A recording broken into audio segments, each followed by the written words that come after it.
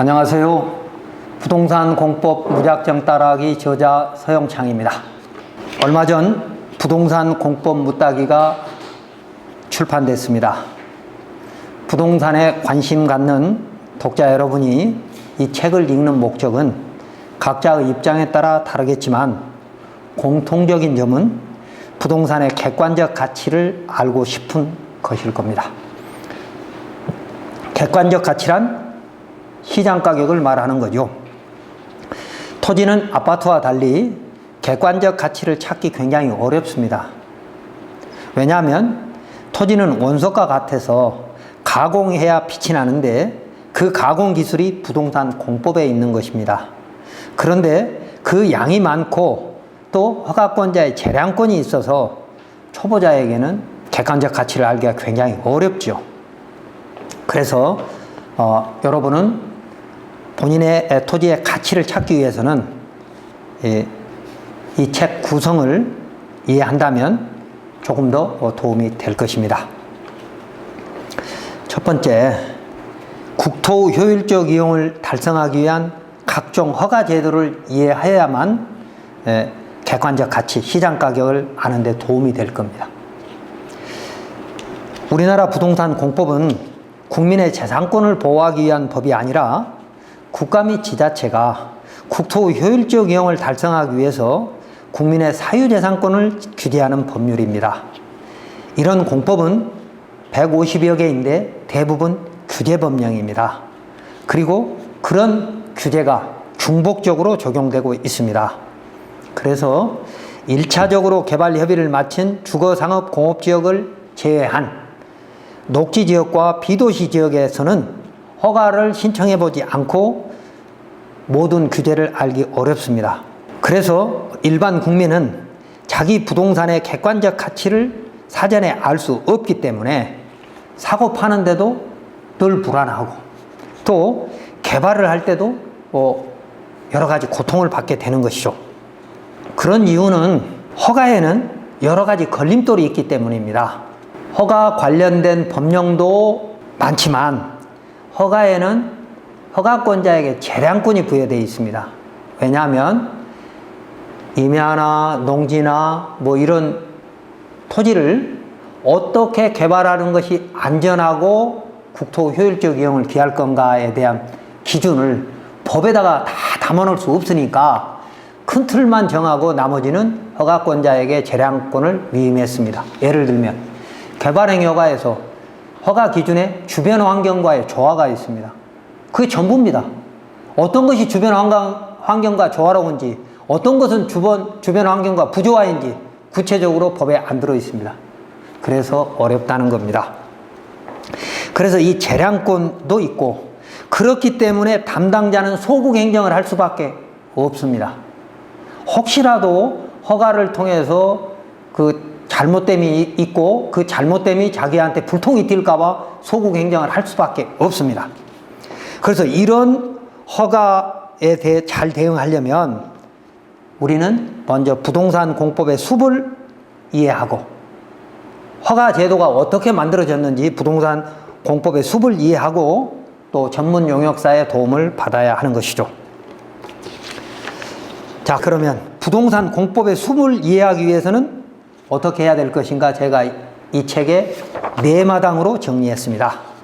첫 번째 마당은 일반인이 부동산 투자 및 개발을 위한 기초 상식으로 각종 공부, 그러니까 토지연계획 확인서, 건축물이 있다면 건축물 대장, 등기부 등본 이런 것들이 다 있어야만이 내가 부동산을 사고 팔고 또는 토지를 개발하고 이런 판단이 될 수 있잖아요. 그래서 그런 공부를 찾아서 읽는 방법을 설명했고, 그리고 허가라고 하는 것은 복합민원이고 또 재량행위이므로 만약 허가가 쉽게 되지 않아서 고충민원이 되었다면 그 고충민원을 해결해 나가는 순서를 첫 번째 마당에다가 정리를 해놨습니다.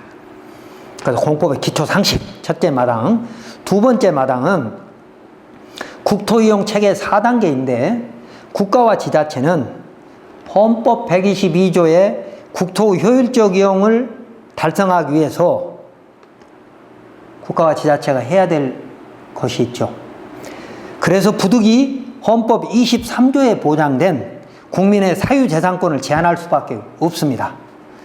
그래서 우리는 국가 및 지자체가 어떻게 우리 사유재산권을 제한하고 있는지 알아야 하는데, 그것을 국토이용 체계 4단계로 제가 설명해 놨던 거죠. 그래서 두 번째 마당은 우리 사유재산권이 어떻게 제한받고 있는지 4단계에 대한 설명. 그 4단계를 따로 말씀드리면, 첫 번째 단계는 국토이용 계획 체계입니다. 그러니까 국토 효율적 이용을 하기 위해서는 그 계획을 먼저 세워야 한다. 이용계획. 국토종합계획, 도종합계획, 시군종합계획이 있고요. 국토기본법에 의해서. 그리고 각 행정부서의 부문별 행정계획이 있고, 뭐 중앙행정부서가 뭐 환경부는 환경 관련, 뭐 국토부는 국토부 관련, 그리고 산림청, 농림부 뭐 이런 것들은 각자 국토 효율적 달성을 위해서 장기 계획을 세워가지고 그게 결국 도시관리 계획으로 모아지는 거죠. 그리고 특정 지역을 지원하는 지역계획이 있습니다. 이때 시군종합계획은, 국토종합계획, 도종합계획 밑에 시군종합계획은 그 지자체의 도시계획을 말하는 겁니다. 그래서 그 도시계획은 도시기본계획과 도시군 관리계획으로 나눠지는데, 도시관리계획에 있는 내용이 내 토지에 행위 제한을 하는 것이죠. 그래서 그 내용은 토지이용 사이트에 들어가 보면 알 수 있을 거고요. 자, 그래서 이용 계획 체계에 대해서 이제 큰 틀을 알아야 되고, 그 다음에 이제 용도지역제입니다. 그런 국가계획과 지자체의 도시기본계획에 따라서 결정된 도시군 관리계획에는 여러 가지 규제가 들어있죠. 그 첫 번째가 국토계획법에 의한 21가지 용도지역으로 분류한 것. 그러니까 용도지역으로 분류해서 그것에 따라 국민의 재산권이 규제되는 것이죠. 그것에다가 100여 개 법령에 따른 334가지 용도지역 행위 제한이 중복적으로 적용되기 때문에 허가가 정말 어려운 겁니다. 그러니까 국토계획법에 의한 21가지 용도지역 행위 제한만 있으면 조금 더 수월할 텐데, 100여 개 법령에 의한 334개 용도지역에 따른 행위 제한이 중복적으로 적용될 수 있으므로, 그러니까 중복적으로 적용되는지 안 되는지를 기본적으로 여러분이 알아야 한다는 겁니다. 이게 용도지역제입니다.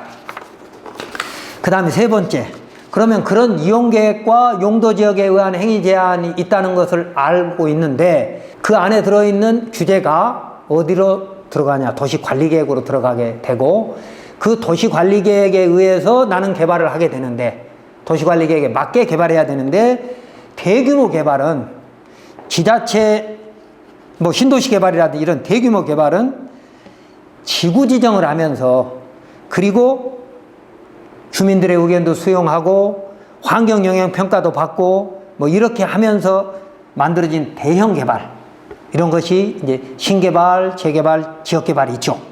신개발은 도시개발법에 의해서 도시 외곽에 새롭게 개발하는 것이고, 택지개발촉진법에 의해서 만들어지는 거, 산업입지법에 의한 공장산업단지, 그리고 경제자유구역법에 의한 신개발 등이 있고요. 도시정비법, 도시재정비법에 의한 재개발이 있고요. 그 다음에 항만 재개발이 있고요. 그리고 농촌 재개발인 농어촌 정비법이 있습니다. 그래서 이런 대형 개발을 할 때는, 대규모 개발할 때 지구지정을 먼저 하라고 각종 법령에 돼 있는 거죠.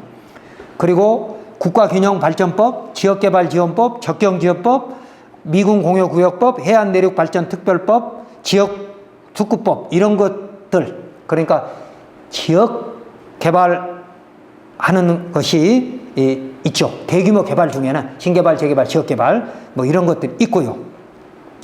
그 다음에 중형개발일 때는, 중규모 개발일 때는 도시관리계획 하나인 지구단위 계획을 제한 수립하면서 엄격한 허가 절차에 따라 개발하게 됩니다.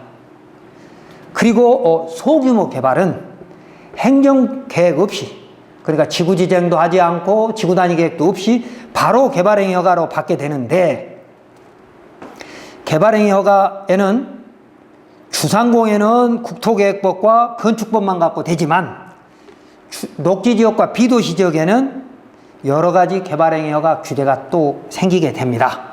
그래서 국토계획법과 지자체 도시계획 조례에 의한 개발행위 허가로 이루어진다. 소규모 개발은 이렇게 생각하시면 되죠.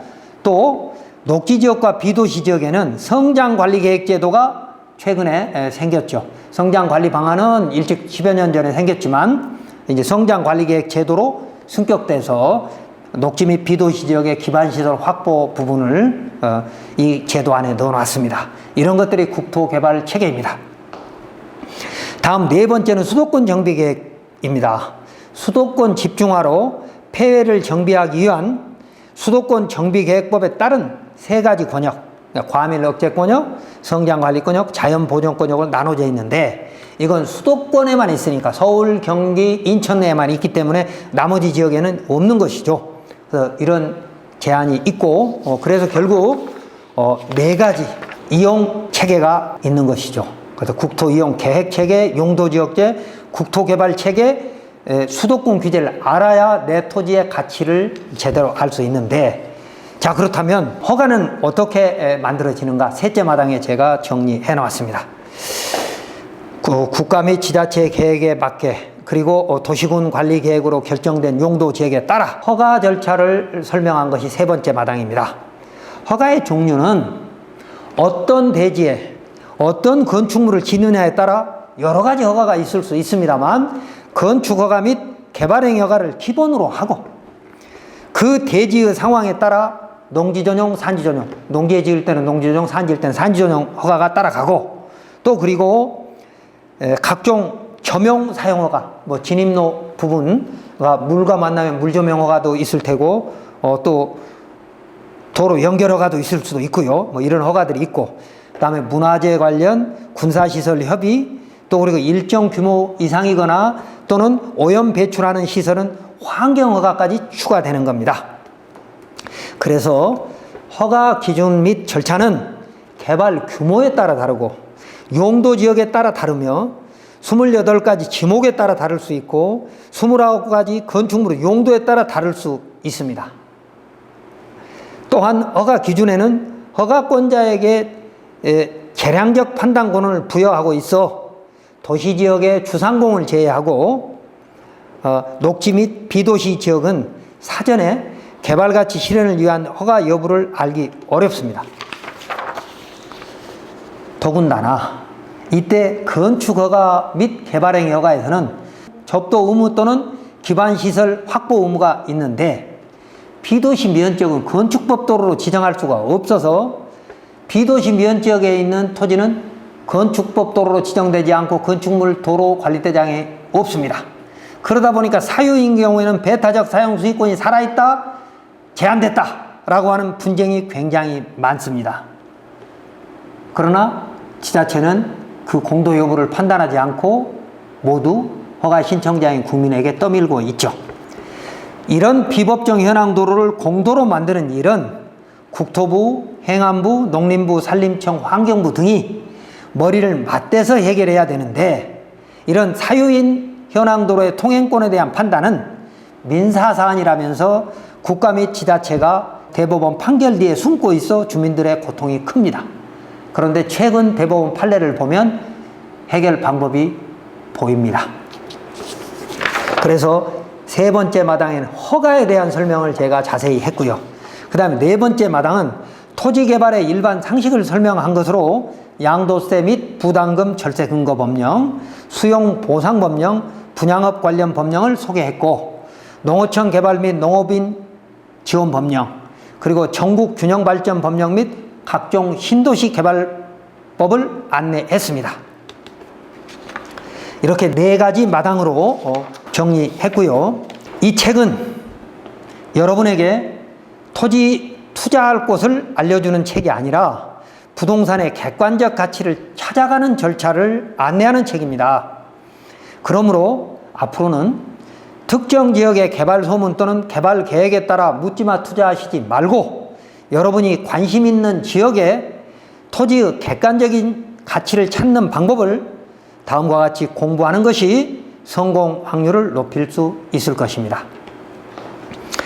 자, 초보자의 입장이라면 부동산의 가치의 기본이 되는 국토계획법에 의한 21가지 용도지역, 그리고 공간정보관리법에 의한 28가지 지목에, 그리고 건축법에 의한 건축물의 용도 29가지, 이것을 이해해야 되는 거죠. 토지이용 사이트에 들어가서 토지이용계획을 보고 또 필요하면 도시관리계획까지 봐서 이런 규제가 있다는 것을 알아야 여러분이 토지의 가치를 이해하는 출발선에 설 수 있는 겁니다.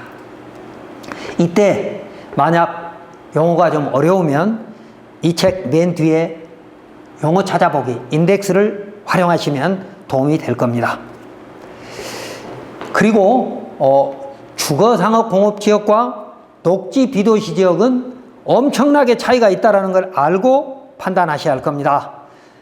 주거상업공업지역은 국토 효율지역 유형에 따라 지자체가 도시계획으로 개발협의를 맞춰놓은 것이기 때문에 건축법과 국토계획법만 가지고 허가 여부를 알 수 있고 허가를 만들어갈 수 있으나, 녹지지역과 비도시지역은 제한적 개발 또는 보존 목적의 토지이므로 많은 규제가 곳곳에 숨어 있습니다. 그래서 조심스럽게 접근해야 합니다. 다음 두 번째, 중급 수준에서 보아야 할 것은 초급에서 봤던 국토 효율적 유형을 기본으로 해서 내 토지의 인허가 가치입니다. 건축물이 없는 맨 땅은 뭐 농지가 되든 임야가 되든 나대지가 되든 맨 땅은 인허가가 아직 되지 않았기 때문에 가치가 내재되어 있습니다. 그래서 내재 가치를 잘 판단해야 되는데 그것이 결국 인허가라는 거죠. 그리고 내 토지의 주변에 국가 및 지자체가 장기적으로 어떻게 개발 계획을 수립해 놓고 개발이 진행하고 있는지, 그 개발이라고 하는 것은 전부 형질 변경을 말하는 것은 아닙니다. 주변을 어떻게 보존하고 어떻게 이용하느냐, 이용, 개발, 보존, 이런 것들에 따라서 10년, 20년 후에 내 토지의 미래 가치가 어떻게 바뀔 것인가를 지금 판단하고 예단하고 투자 및 중개를 해야 성공 확률이 높다는 것입니다. 그리고 세 번째로 이제 고급 과정이 되면 인허가를 통한 개발 가치를 완벽하게 실현해야 되는 게 이제 고급 수준이 되는데, 허가권자의 재량권을 축소하면서 그리고 소국 행정인 담당자를 적극 행정으로 바꿀 수 있는 방법을 연구해야 되는데, 대형 개발은 종합 엔지니어링 업체의 도움을 받고 소형 개발과 농촌 개발은 토목 측량 설계 사무실 및 건축사의 도움을 받아서 할 수 있습니다.